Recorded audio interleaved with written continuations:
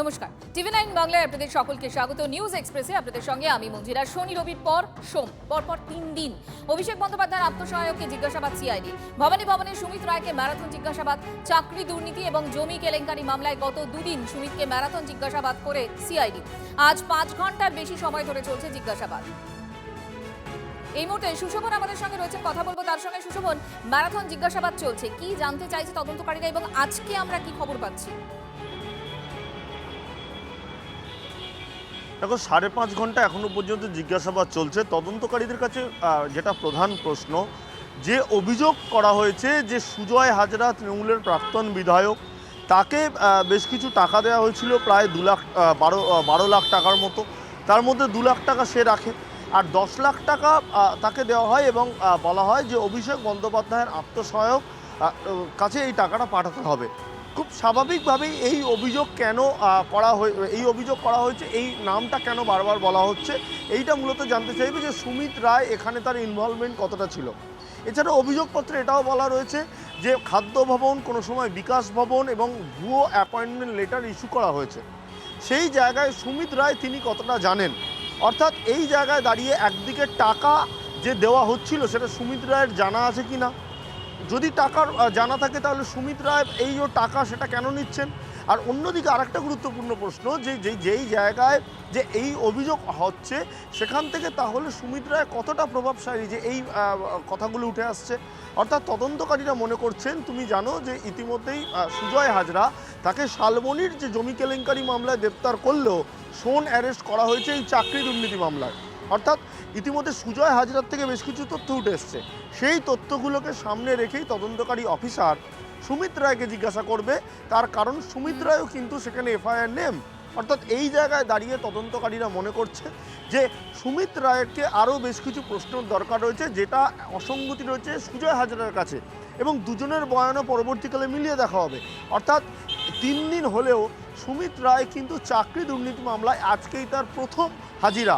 সেই জায়গায় দাঁড়িয়ে তদন্তকারীদের যে প্রশ্ন, সেই প্রশ্নের কতটা সদুত্তর দিতে পারল সুমিত রায় আর কতটা সন্তুষ্ট হলো, আগামী দিন আর হাজির হতে হবে কিনা, এইগুলো নির্ভর করবে। কিন্তু এখনো পর্যন্ত 5.5 ঘন্টা অতিবাহিত সুমিত রায় ভেতরে এবং জিজ্ঞাসাবাদ। আপাতত ধন্যবাদ। পরের খবরে নজর রাখছি। পরপর 3 দিন ভবনে হাজিরা অভিষেক বন্দ্যোপাধ্যায়ের পিএ সুমিত রায়। যে কথা বলছিলাম আপনাদের, রক্ষা কবচ শেষের দিনই ফের রক্ষা কবচ চেয়ে কলকাতা হাইকোর্টের দৃষ্টি আকর্ষণ সুমিত রায়। নতুন 4টি মামলায় রক্ষা কবচ চান অভিষেক বন্দ্যোপাধ্যায়ের পিএ। সুমিতের আইনজীবীর আর্জি, অভিষেক বন্দ্যোপাধ্যায়ের মামলার সঙ্গেই শোনা হোক এই মামলা। তবে বিচারপতি জানিয়েছেন একসঙ্গে নয়, আলাদা আলাদা শোনা হবে মামলা। পরপর 3 দিন ভবানী ভবনে হাজিরা অভিষেক বন্দ্যোপাধ্যায়ের পিএ সুমিত রায়। রক্ষা কবচ শেষের দিনই ফের রক্ষা কবচ চেয়ে কলকাতা হাইকোর্টের দৃষ্টি আকর্ষণ সুমিত রায়। কি এই মুহূর্তে পরিস্থিতিটা কি বোঝার চেষ্টা করবো। শ্রাবন্তী আমাদের সঙ্গে রয়েছেন, আমার সহকর্মী। শ্রাবন্তী, দেখো, সুমিত রায় ইতিমধ্যেই জিজ্ঞাসাবাদের জন্য হাজির হলেও তার আরো বাকি 4টি মামলা রয়েছে। সেখানে জিজ্ঞাসাবাদের জন্য যখন ডেকে পাঠানো হবে তার জন্যই প্রয়োজন রয়েছে এই আগাম রক্ষা কবচের।